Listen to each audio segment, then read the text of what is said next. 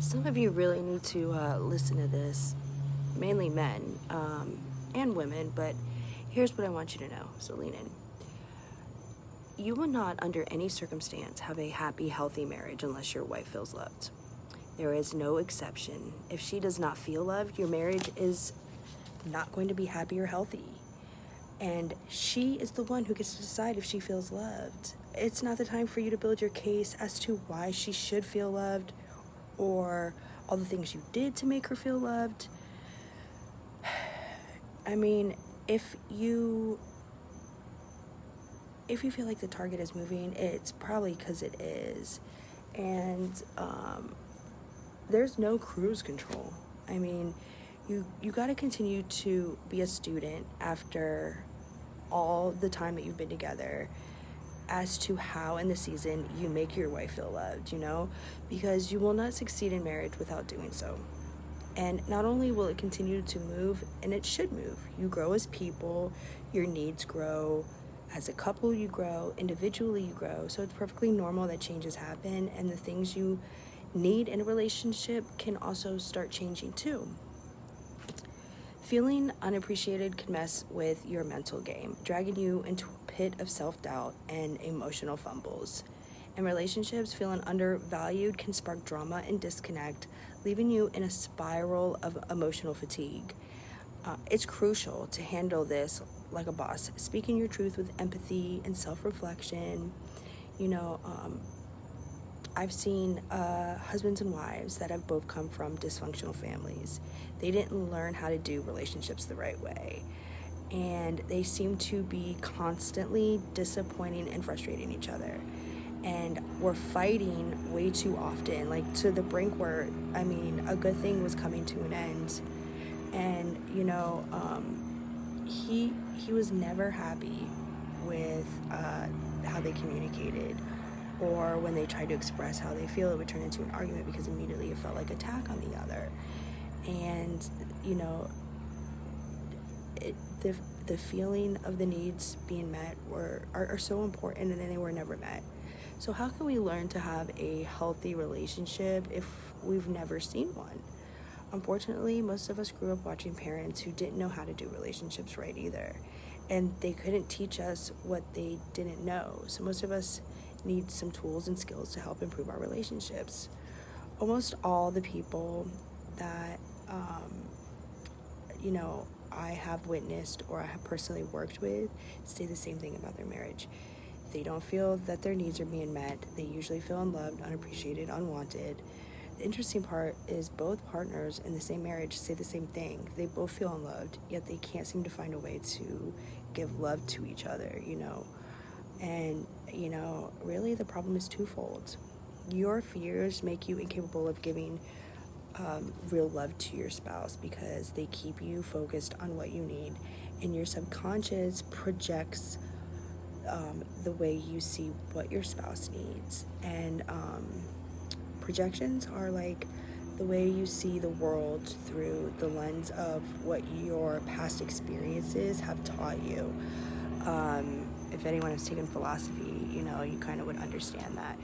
But these perspectives are not necessarily accurate or effective either. They also mean that you might have a tendency to love your spouse the right way, or that you want to be loved and were taught to love, not as your spouse needs or wants to be loved. That's why, Love Languages, the book, I think every couple should read it, really. You also may not know what you need to feel loved, or how to ask for what you need. Your first job is to have awareness about these issues. Figure out your core fears and values and what makes you feel loved and safe, and accept the challenges to continually work on them, which is your main responsibility in creating a healthy relationship anyways. Men, treat her like a queen and be the cure to the fears. Women, the same thing with the men. Men suffer, they have the same feelings as us. Their brain operates different, but yeah. Most women have fears about not being good enough. So if you want a wife that is crazy about you, loves everything about you, including her your flaws and weaknesses. Comment often and validate how amazing and capable she is at running the house, tending to the children, her work, or managing and balancing all she does. Validate her kindness, her actions, and her sacrifices. Anytime she shows up for you with intimacy, I can't even talk, intimacy, be nothing but happy and tell her that she is amazing.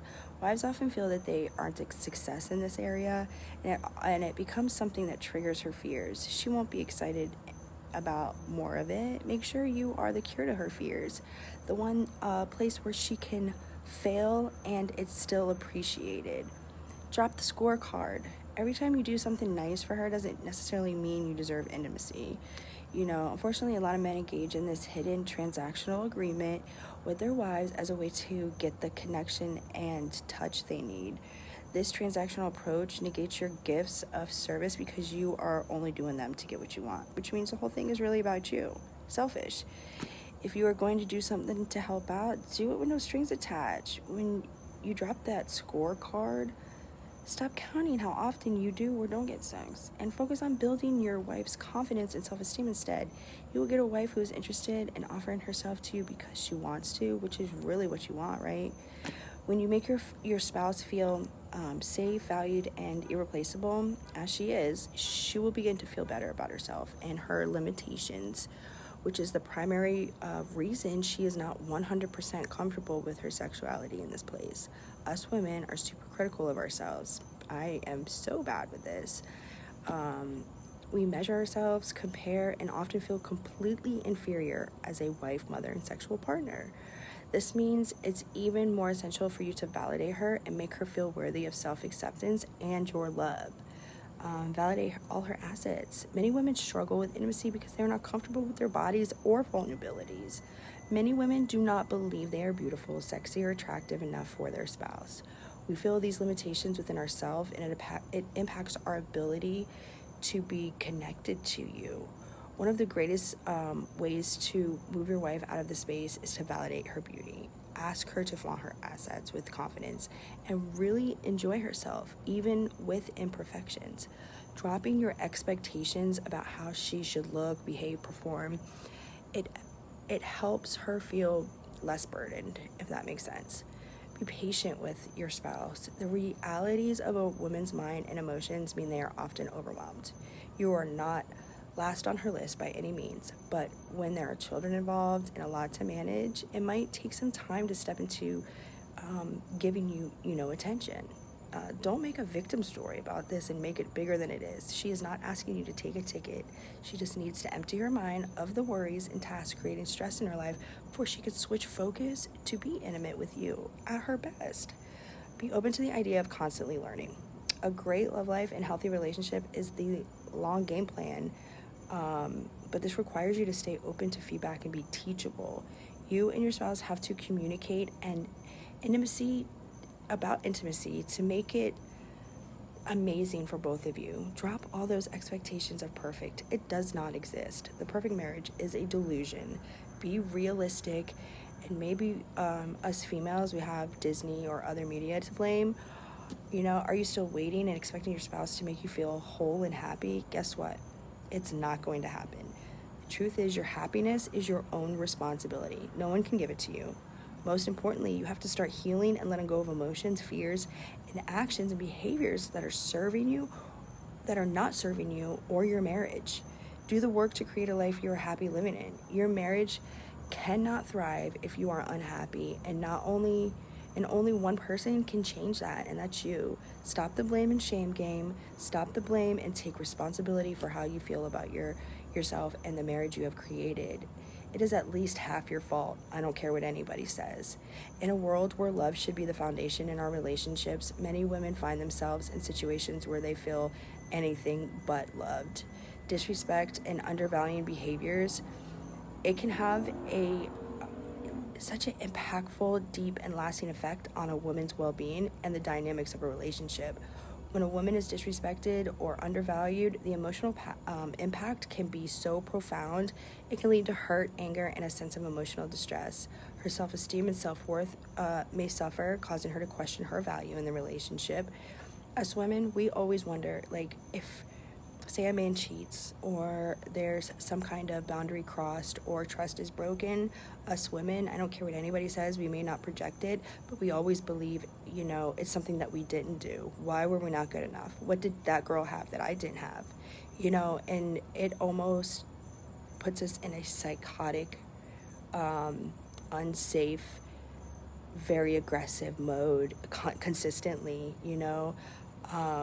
Trust, the foundation of any healthy relationship, can be severely compromised by the disrespectful and betrayal behaviors.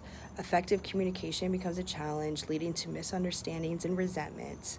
The toll on her physical health should not be underestimated. Stress, anxiety, emotional turmoil can impact her overall well-being, potentially leading to increased health problems. The impact on her self-identity is profound. Internalizing negative messages can distort her perception of herself, leading to feelings of unworthiness and self-doubt. And that affects a woman in every single area of her life, because every woman deserves to feel loved, respected, and valued in a relationship. It really starts with, it starts with us. You're the only one that can change it. So if this helps, I really hope it does. And please understand that when you do start doing the healing, and it could be from anything, not even related to your current spouse. It could be from past, relationships or whatever that you have carried over and will continue to carry over in every relationship until you do the work to heal them. And it's possible to heal them. But while in that process, remember, no pain, no gain. I guess that's the way a saying goes. Growth, it's uncomfortable, and it's agonizing at first. But once you get through that breakthrough, it is so revitalizing, and you can finally enjoy life. You take back your power, your self-identity, your self-worth, and your confidence. And once you do that, that opens up a possibility of many different things that you might be holding yourself back from. Now, this message goes for both ways, because men, you also can be disrespected and undervalued, but just know, that communication is key. And I feel like most of the time, it's not a communication problem, it's a comprehension problem, because, she might be saying, oh, you're a cheater, you're a liar, blah, blah, blah, blah. But what she's really saying is, I'm scared to death right now. I feel like I'm in panic because I feel like my relationship is at risk right now, and I don't want to lose it. I know for me, I turn the pain into anger. That's how it comes out, but really I'm just suffering inside.